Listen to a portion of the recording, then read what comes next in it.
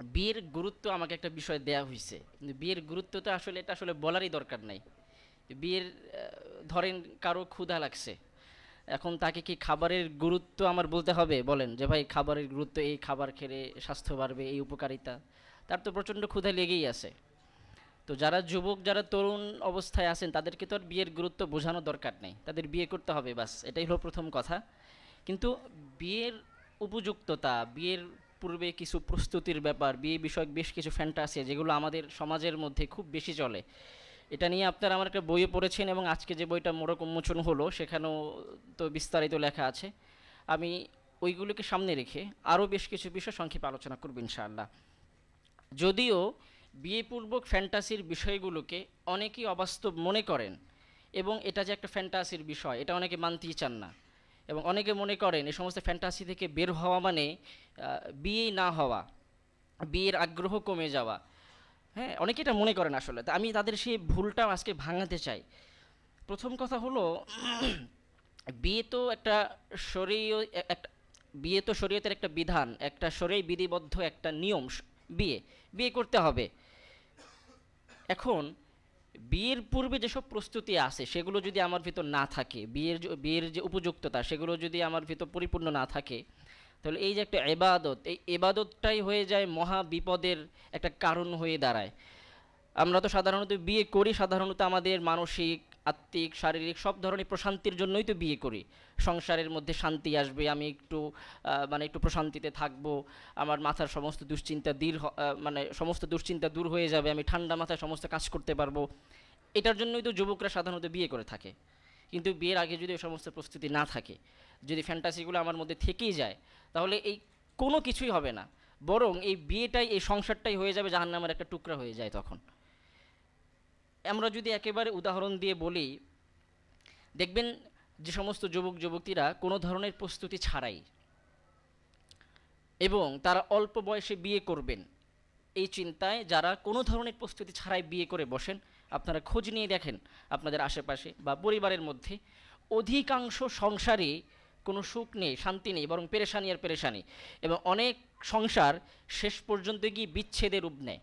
অনেক সংসার, ভাই বিয়েতে কোনো, বিয়ে শাদী তো কোনো বাজারের বিষয় না, বা এটা কোনো প্রোডাক্ট না, বা বা এটা কোনো পণ্য কেনা বেচার মতো না, যে আমি দোকান থেকে একটা প্রোডাক্ট কিনে আনলাম, পছন্দ হলো রেখে দিলাম, পছন্দ হলো না বাস আবার ফেরত দিয়ে চলে আসলাম, আবার বাস আবার এটাকে ভেঙে ফেললাম, ফেলে দিলাম। সংসার তো এমন না। প্রথম কথা হলো এটা, যে বিয়ে মানে আল্লাহ যেহেতু তালাক দেওয়ার অধিকার দিয়েছেন, তালাক একটা কি বলে, এটা একটা বৈধ কাজ, সুতরাং আমি চাইলে তালাক দিতেই পারি, এই চিন্তা থেকে আগে বের হতে হবে। বিয়ে মানে এমন কিছু না, বিয়ে মানে সারা জীবন, মৃত্যু পর্যন্ত তাকে পাশে নিয়ে চলার একটা অঙ্গীকার। কি বলেন ভাই, বিয়ে তো এটাই। কিন্তু আমার মধ্যে এমন চিন্তা কেন আসবে যে কোনো কিছু হলেই আমি সংসার বিচ্ছেদ করে ফেলবো, সংসার ভেঙে দিব? আগের প্রস্তুতিগুলো যদি না থাকে, এখন আগের প্রস্তুতি কী কী আমি একেবারে পয়েন্ট আকারে বলি। যুবকদের জন্য প্রথম প্রস্তুতি হলো ফ্যান্টাসি থেকে বের হওয়া। ফ্যান্টাসি কি? অনেকেই মনে করেন যে বিয়ে মানেই হলো আমি বিয়ের পর শুধু আমার জীবন শুধু আনন্দ আর আনন্দেই থাকবে, বৃষ্টি বিলাস করব, সারাদিন চাকরি বাকরি করে আমি যখন ঘরে ফিরব তখন স্ত্রী প্রথমেই এসে আমার ঘরের দরজা খুলে আমাকে এক গ্লাস শরবত এগিয়ে দিবে, না আগে আমার হাত থেকে ব্যাগ নিবে, আমার কাঁধ থেকে সে কোটটা খুলবে, আমাকে নিয়ে সোফায় বসাবে, ঠান্ডা পানি দিবে বা শরবত দিবে, তারপর জিজ্ঞাসা করবে, এই যে একটা ব্যাপার স্যাপার। এবং সাধারণত এই ধরনের ফ্যান্টাসিগুলো আমাদের মাথায় আসে আমাদের ছোট থেকে পড়া গল্প, উপন্যাস, নাটক, সিনেমা, মুভি, এগুলো দেখে দেখে আমাদের মনের মধ্যে এক ধরনের ফ্যান্টাসি চলে আসে। আমরা উপন্যাসগুলোতে যেটা পড়ি, অধিকাংশ লোক তারা নাটক সিনেমাতে যেটা দেখে, যে সংসার মানেই শুধু হাস্যরস, সেখানে যিনি নায়ক, যার যে স্বামী, সে শুধু বিজয়ী হয়। কিন্তু বাস্তব জীবন তো এমন না, বাস্তব জীবন এমন বলেন। তো যেই ছেলেটা ফ্যান্টাসিতে ভুগতেছে যে বিয়ের পরে প্রতিদিন স্ত্রী তার জন্য এসে দরজা খুলে দিবে, তাকে শরবত এগিয়ে দিবে, এরপরে তাকে অনেক আদর আপ্যায়ন করবে, যত্ন করবে, এরপরে ধরেন যেই স্ত্রী বা যেই মেয়ে এখন ফ্যান্টাসিতে ভুগতেছে, যে আমি তো গল্প উপন্যাসে পড়েছি বা বিভিন্ন ফেসবুকের রিলসে দেখি যে বিয়ের পরে স্বামী আমাকে নিয়ে প্রত্যেক শুক্রবার দিন ফুচকা খেতে চলে যাবে, পার্কে ঘুরতে চলে যাবে, প্রত্যেক দিন আমার জন্য ফুল নিয়ে আসবে, কেক নিয়ে আসবে, গিফট নিয়ে আসবে। এই যে একটা ব্যাপার স্যাপার, রিক্সায় ঘুরবো আমরা প্রত্যেক শুক্রবার দিন, বাস্তবে সাংসারিক জীবন এগুলো খুব কমই হয়। যারা বিয়ে শাদী করছেন তারাই বলতে পারেন আমাদের সাংসারিক জীবনে এগুলো হয়। কি বলেন ভাই? সাংসারিক বিভিন্ন পেরেশানি, ব্যস্ততা, টাকা পয়সার চিন্তা, মানসিক পেরেশানি, কত কিছু মিলিয়ে আমাদের সংসারটা চলে। এত কিছুর পরে ধরুন একজন পুরুষ, সে সারাটা দিন 12-14 ঘন্টা, 12-13 ঘন্টা সে অফিসে এসে অনেক কষ্ট ক্লেশ করে, আর্থিক পেরেশানি, বিভিন্ন চাপ, চাকরি বাকরি, ব্যবসা বাণিজ্য পেরেশানি, বসের ঝাড়ি খেয়ে বা সে অনেক ঝামেলার পরে সে যখন বাসায় আসে, তখন তো মাথায় তার চিন্তা, তখন সে ভুলে যায় স্ত্রীর জন্য কোনো একটা কিছু গিফট নিয়ে আসবে, ফুল নিয়ে আসবে। আবার অন্যদিকে একজন মহিলা, একজন নারী, সে সারাদিন ঘরে সে প্রচণ্ড কাজবাজ করলো। একটা যৌথ ফ্যামিলিতে যারা থাকে তাদের তো প্রচণ্ড কাজবাজ থাকে, এমনিতেও বাচ্চা পালন থেকে শুরু করে কত কাজ করে একজন নারী। তো সারাদিন কাজ করার পরে সেও তো ক্লান্ত। এখন স্বামী তো ভাবতেছে যে আমি বাসায় গেলে সে আমাকে অভ্যর্থনা জানাবে, আবার স্ত্রীও ভাবতেছে স্বামী বাসায় আসার সময় আমার জন্য গিফট নিয়ে আসবে, কিন্তু কেউ তো পারলো না। তখন কি হবে? তখন স্বামী মনে করে যে সে আমাকে অভ্যর্থনা জানালো না, সে আমাকে এই কি বলে শরবত দিল না, তার মানে সে আমাকে আস্তে আস্তে আমার প্রতি তার আগ্রহটা কমে যাচ্ছে, তার ভালোবাসাটা কমে যাচ্ছে। আবার ওদিকে স্ত্রীও মনে করে যে স্বামী তো আমার জন্য গিফট নিয়ে আসলো না, ফুল নিয়ে আসলো না, যেটা অধিকাংশ নারীদের পক্ষ থেকে অভিযোগ আসে, স্বামী তাকে ভালোবাসে না। কেন ভালোবাসে না? স্বামী তার জন্য ফুল নিয়ে আসে না, গিফট নিয়ে আসে না। তো এই যে একটা মানসিক দ্বন্দ্ব, এই দ্বন্দ্বর জায়গাটা আমরা খুব ঠুনকো মনে করলেও শেষ পর্যন্ত এটা বিচ্ছেদে গিয়ে গড়ায়। কারণ এই যে ফ্যান্টাসি, এগুলো বাস্তবে তো এগুলো হয় না। প্রত্যেক শুক্রবার ঘুরতে যাবে, কিভাবে ঘুরতে যাবে বলেন? সারা সপ্তাহ ক্লান্তির পরে একজন পুরুষ, তারও তো ইচ্ছা করে একটা দিন একটু বিশ্রাম করতে, বা অনেক সময় হয়তো শুক্রবার দিনও তার ব্যস্ততা থাকে। আবার স্ত্রীদেরও অনেক সময় এমন হয়, সারাদিন ব্যস্ততার পরে তারও আর মনে চায় না যে রাত্রে বাসায় স্বামী ফিরলে তার সাথে একটু গল্প করবে, আড্ডা দিবে। মোট কথা, বাস্তব জীবন আর ফ্যান্টাসির জীবন অনেকটাই আলাদা। গল্প উপন্যাসের সংসার ভাই বাস্তব জীবনের সংসারের সাথে কোনো মিল নাই। এজন্য প্রথমত আমাদের যুবকদেরকে সেই ফ্যান্টাসি থেকে বের হতে হবে, বাস্তব জীবন নিয়ে আমাদের ভাবতে হবে। সংসার মানে অনেক কিছু থাকে, ঝগড়া ঝাঁটি, মনোমালিন্য, দ্বন্দ্ব, বিভেদ থাকে, অনেক কিছু থাকে। এগুলো সব কিছু মেনে তারপর আমাকে সংসার করতে হবে। যে আসলে যেটা বিয়ের আগে মানে বলে বোঝানো সম্ভব না, বিয়ের পরে যে কত পরিস্থিতি সামনে চলে আসে। আমি তো সবসময় বলি যে একজন পুরুষ, সে বিয়ের পরে সে 3 ধরনের সমস্যার সম্মুখীন হয়। এটা সাংসারিক পুরুষরা তারা ভালো বুঝবেন, যারা বিবাহিত আছেন। বিয়ের পরে একজন পুরুষ সে 3 ধরনের মানে সে 3 জায়গা থেকে সমস্যার সম্মুখীন হয়। এটা অন্যভাবে আসলে বলা যায়, আমার এখন আসলে মাথায় আসতেছে না। 1 নাম্বার, তার পরিবার থেকে, তার পরিবারের অনেক লোক বিভিন্ন ইস্যুতে তার বিরুদ্ধে চলে যায়। দ্বিতীয়, তার স্ত্রীর পক্ষ থেকে, তার স্ত্রী বিভিন্ন ইস্যুতে তার বিপক্ষে চলে যায়। এরপরে তার শ্বশুর বাড়ি, মানে মোট কথা শ্বশুরবাড়িকেও হ্যান্ডেল করতে হয়, নিজের ঘরকেও হ্যান্ডেল করতে হয়, স্ত্রীকেও হ্যান্ডেল করতে হয়। কি বলেন?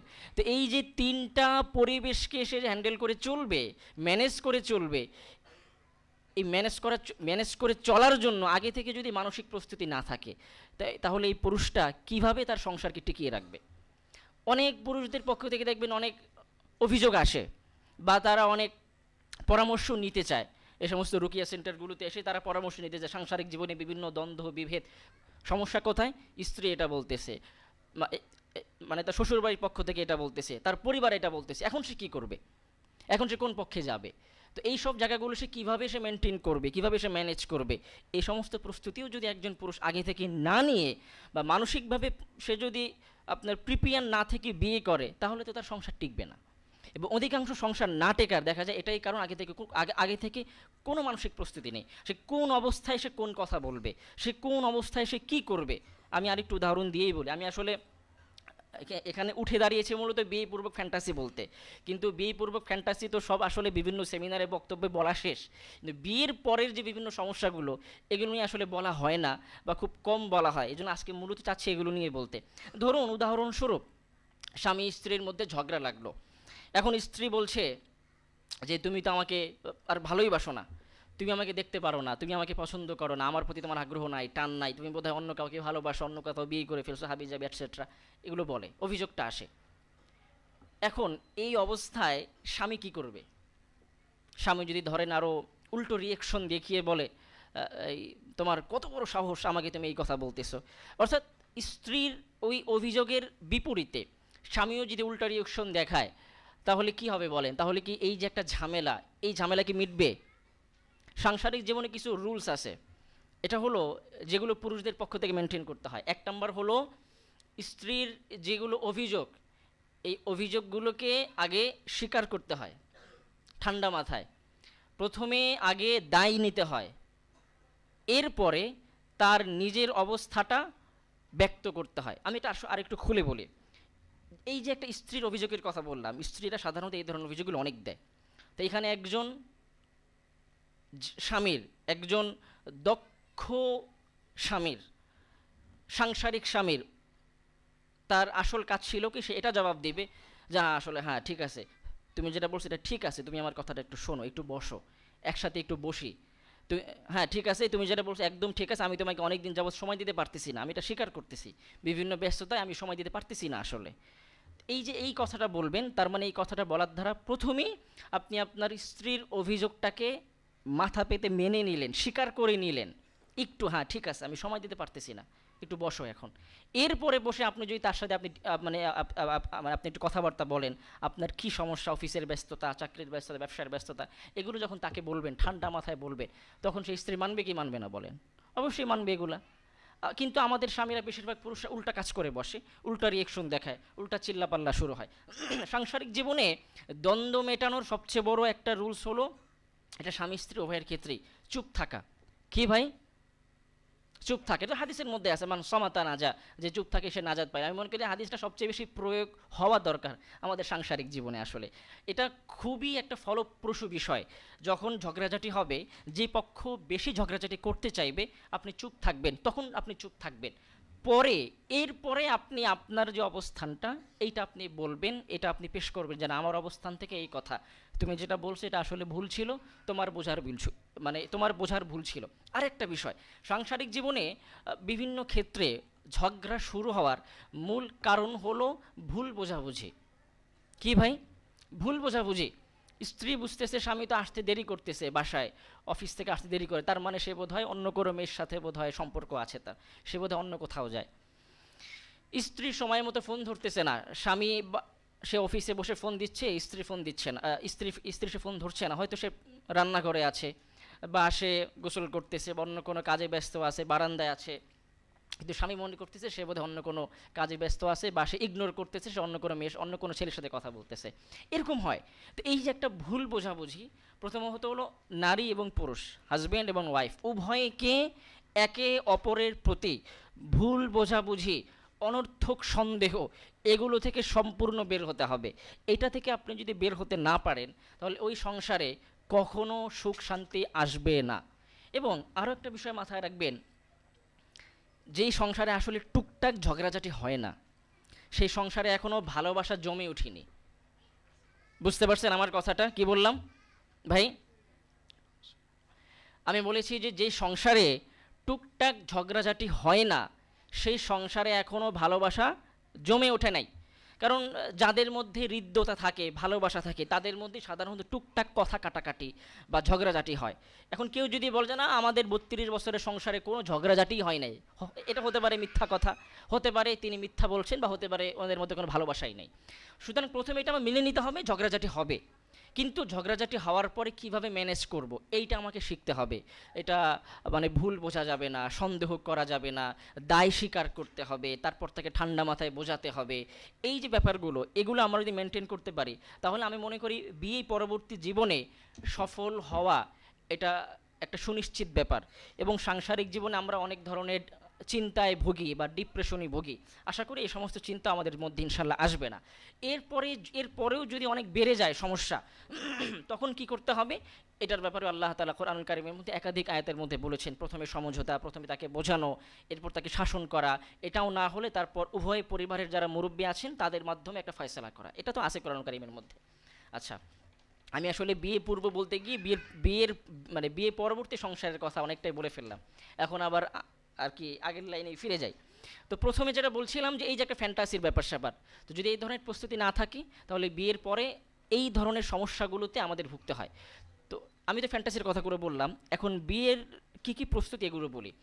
1 নম্বর প্রস্তুতি হলো ঈমান এবং আমলের প্রস্তুতি। এটা আমাদের কাছে সবচেয়ে গৌণ মনে হতে পারে যে ভাই ঈমান আমল তো আছেই। যেই ছেলে বা যেই মেয়ে বিয়ের আগে বড় কোনো গুনাহে জড়িত, সে যদি ওই গুনাহ থেকে তওবা না করে, ওই গুনাহ থেকে সে যদি একেবারে পুত পবিত্র না হয়ে তারপর বিয়ে করে, বিয়ের পরেও সে ওই গুনাহে সে জড়িয়ে যাবে। এরকম একটা পরীক্ষিত ব্যাপার। বিয়ের পূর্বে যেই ছেলের অভ্যাস ছিল অন্য কোনো মেয়েদের সাথে কথাবার্তা বলা, চ্যাটিং করা, ফোনে কথা বলা, দেখা সাক্ষাৎ করা, যেই মেয়ের অভ্যাস ছিল অন্য কোনো ছেলের সাথে আপনার চ্যাটিং করা, কথাবার্তা বলা, আড্ডা দেয়া, তো এই অভ্যাসটা থেকে বিরত না হয়ে তওবা না করে যদি কেউ বিয়ে করে, তাহলে বিয়ের পরে এই অভ্যাসটা খুব সহজে দূর হয় না, বরং এটা আরও বেড়ে যায়। এবং এটা শয়তান থেকে বারবার ওয়াসওয়াসা আসে, বারবার ওয়াসওয়াসা আসে, এবং এটা বিভিন্ন ওয়াসওয়াসাই আসে। শয়তান ওয়াসওয়াসা দেয় যে যে তোর ঘরে তো স্ত্রী আছে বা স্বামী আছে, একটু ভিন্ন স্বাদ নে। তো এই যে ওয়াসওয়াসাগুলো আসে, এই ওয়াসওয়াসাগুলো থেকে বের হওয়ার উপায়টা কি? আগে থেকে ওই গুনাহ থেকে তওবা করে পুত পবিত্র হয়ে এরপর বিয়ে করা। এবং এটা তো কোরআনুল কারীমের মধ্যে আছে যে একজন সৎ, একজন ভালো পুরুষ বা নারী তার জন্য উপযুক্ত হলো তার মতে একজন ভালো উপযুক্ত পুরুষ বা নারী। আমাদের অনেকেই অভিযোগ করেন বিয়ের আগে যে হুজুর ভালো পাত্রী পাচ্ছি না বা ভালো পাত্র পাচ্ছি না।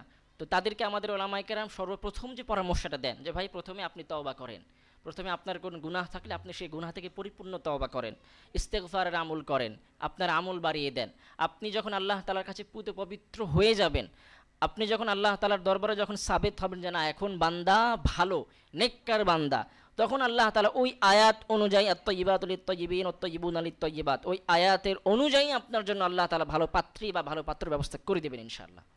অনেকেই আসেন যাদের দেখবেন যে অনেকে অভিযোগ করেন, কিন্তু বাস্তবে দেখা যায় আমরা অনেক গুনায় জড়িয়ে থাকি। ফলশ্রুতিতে আমরা যেহেতু গুনায় আক্রান্ত, গুনায় জড়িয়ে আছি, তো আল্লাহ তাআলা কেন, কি হিসাবে আমাদের ভাগ্যে একজন ভালো পাত্রী দিবেন, ভালো পাত্রী দিবেন, কেন দিবেন আল্লাহ তাআলা?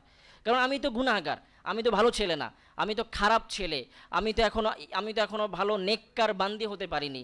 তো আল্লাহ তাআলা কী হিসাবে ভালো একজন ছেলেকে, ভালো একজন মেয়েকে আমার পাল্লায় পড়িয়ে আল্লাহ তাআলা তাকে কষ্ট দিবেন, কেন দিবেন আল্লাহ তাআলা?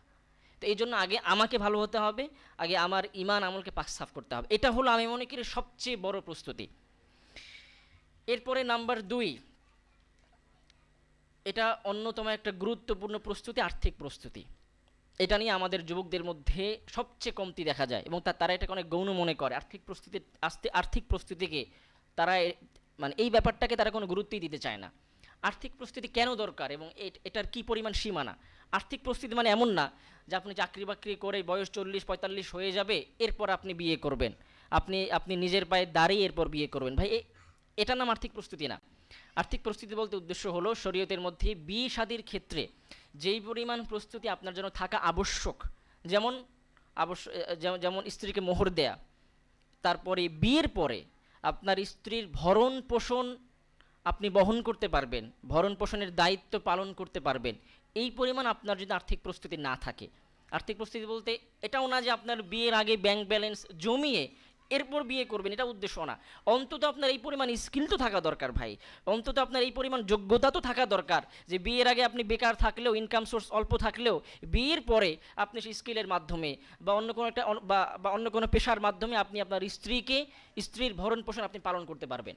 কিন্তু আপনি কিছুই পারেন না, আপনার কোনো স্কিল নাই, আপনার কোনো যোগ্যতা নাই, আপনি কিছুই শেখেন নাই, শুধুমাত্র ফ্যান্টাসিতে পড়ে আপনি 20 বছর আপনি 20 বছর বয়স করে ফেলেন, বা শেষ বিয়ে করে ফেলেন। কেন? কোন ভরসায়? আপনার বাবার অনেক টাকা আছে। অনেকেই বলে যে আমার বাবার তো অনেক টাকা পয়সা আছে, তো বিয়ে শাদীর পর আমার বাবাই আমাদেরকে দেখবে। এটা একটা সম্পূর্ণ একটা ভুল কথা এবং একটা অবাস্তব চিন্তা। আপনি একটু চিন্তা করেন, আপনি আপনার বাবার টাকার ভরসায় অল্প বয়সে বিয়ে করে ফেললেন, আপনার কোনো স্কিল নাই, আপনার কোনো শিক্ষাগত যোগ্যতা নেই, আপনি বিয়ের পর কী করবেন, কী করে আপনার স্ত্রীকে খাওয়াবেন, কোনো যোগ্যতা নাই। ধরুন স্ত্রী আবদার করলে একদিন রাত্রেবেলা যে আমার জন্য একটা বার্গার নিয়ে আসো, আপনি কি তখন আপনার বাবার কাছে টাকা চাইবেন যে বাবা আমার স্ত্রী বলছে একটা বার্গার খাবে 100 টাকা দাও? কেমন লাগে বলেন? স্ত্রীর জন্য আপনি একটা ফুল কিনে আনবেন, আপনার পকেটে সেই টাকাটাও নাই, কারণ আপনি তো বেকার, আপনার বয়স মাত্র 20 বছর বয়স, আপনার বাবা আপনার হাতে এখন 1 টাকাও দেন নাই, তখন আপনি সেই ফুল কেনার টাকাটাও আপনার বাবাকে বলবেন। আপনার স্ত্রী কিনে আপনি ঘুরতে যাবেন, আপনার স্ত্রী অসুস্থ, তো সেই টাকাটা আপনি কোত্থেকে দিবেন? স্ত্রীকে প্রত্যেক মাসে মাসে কিছু পরিমাণ হাত খরচ দেয়া শরীয়তের বিধান, এবং এটা অত্যন্ত একটা গুরুত্বপূর্ণ একটা আমল। তা আপনার তো পকেটে 1 টাকাও নাই, তা আপনি কীভাবে আপনার স্ত্রীকে আপনি হাত খরচের টাকা দিবেন? তো এই ধরনের প্রস্তুতিগুলো যদি না নিয়ে কেউ যদি বিয়ে করে ফেলে, তাহলে তো অবশ্যই একটা ফ্যান্টাসি হবে এবং বিয়ের পরে প্রচণ্ড মনোমালিন্য সৃষ্টি হবে।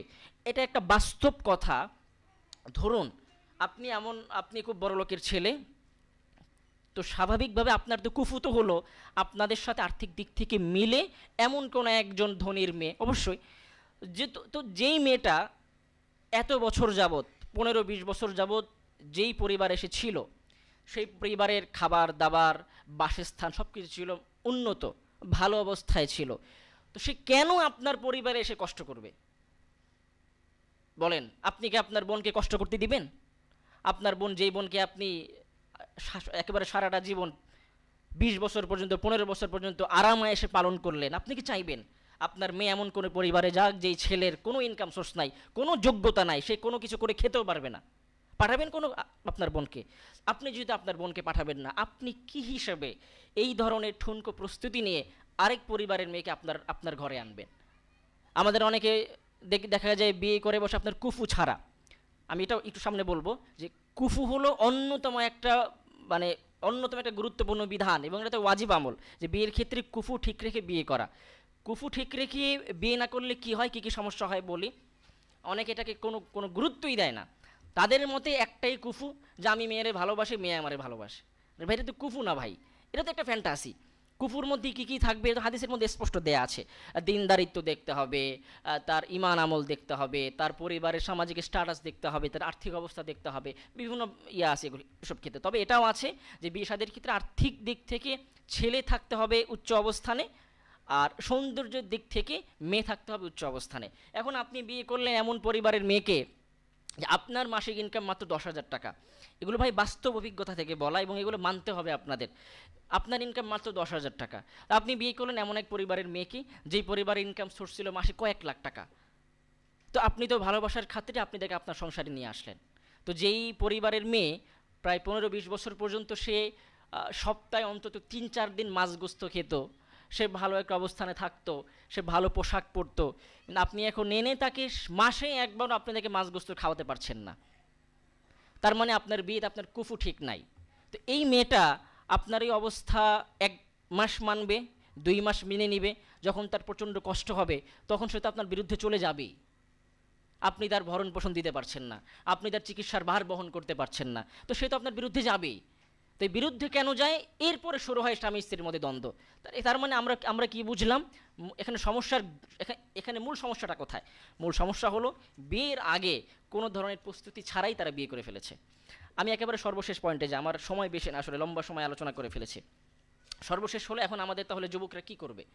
যুবকদের কাজ একটাই, এখন থেকেই বিয়ের জন্য প্রস্তুতি নেওয়া শুরু করেন, টাকা পয়সা জমানো শুরু করেন, স্কিল অর্জন করা শুরু করেন। আমাদের যুবকদের কোনো স্কিল নিয়ে কোনো আলোচনাই নাই, তারা স্কিল অর্জন করতে চায় না। তারা কোনো রকম একটু সার্টিফিকেট নিয়ে পাস টাস করে তারা একটা চাকরি বাকরি করবে, ব্যাংকে চাকরি করবে, বিদেশ যাবে, এরপর তারা বিয়ে শাদী করবে। তাদের প্ল্যান এটাই। আপনি যদি অল্প বয়সে বিয়ে করতে চান, আপনি যদি 25 বছর বয়সে বিয়ে করতে চান, আপনি 16-17 বছর বয়স থেকে স্কিল শেখা শুরু করেন। এখন তো অনলাইনের যুগ, অনেক স্কিল সহজেই শেখা যায়, এবং অনলাইনে ঘরে বসে কষ্ট কম করে কত টাকা ইনকাম করা যায় আমরা এটা সবাই জানি। আপনার চাকরি করতে হবে এমন তো কোনো ব্যাপার না। সুতরাং আপনি যদি 25 বছর বয়সে বিয়ে করতে চান, আপনার বিয়ের প্রস্তুতি নিতে হবে কখন থেকে? কমপক্ষে আর 5-7 বছর আগ থেকে। বিয়ের কোনো প্রস্তুতিই নাই, 1 মাস আগ থেকে সে তার আব্বা আম্মাকে গুতাচ্ছে, আব্বা বিয়ে করাও বিয়ে করাও বিয়ে করাও। আরে ভাই, তোর তো কোনো প্রস্তুতিই নাই, তোর তো পকেটে 1 টাকাও নাই। এবং এইগুলো বললে তখন সে তার বাবার বিরুদ্ধেও চলে যায়, বলে যে বাবা আমাকে বিয়ে করতে চায় না, বাবা আপনাকে কি হিসাবে বিয়ে করাবে?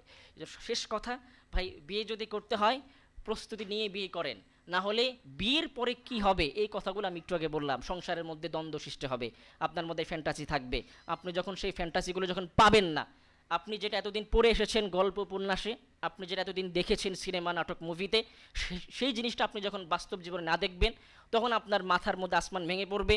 আপনার কাছে সংসার মনে হবে জাহান্নামের টুকরো। বাস্তবে সংসারকে জাহান্নামের টুকরো বলেন, সংসার হলো জান্নাতের একটা টুকরোর মতো। এই সংসারটাকে আপনি জান্নাতের টুকরো হিসেবে পেতে চান, এখন থেকে প্রস্তুতি নিয়ে ফ্যান্টাসি থেকে বের হয়ে এরপর বিয়ে করেন।